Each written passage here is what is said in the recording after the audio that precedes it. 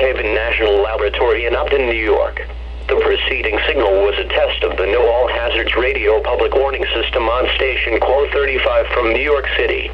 During potentially dangerous weather situations, specially built receivers can be automatically activated by the signal to warn of the impending hazard. Tests of this signal and receiver performance are normally conducted by the National Weather Service at 11 a.m. each Wednesday. If there is a threat of severe weather, the test will be postponed to the next available good weather day.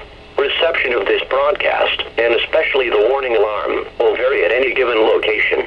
This variability, normally more noticeable at greater distances from the transmitter, can sometimes occur, even though you are using a good quality receiver in good working order.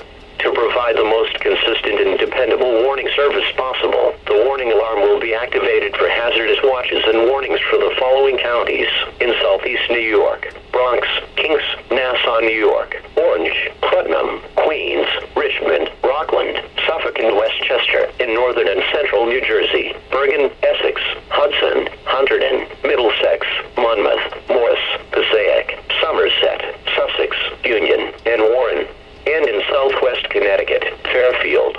Once again, this was only a test.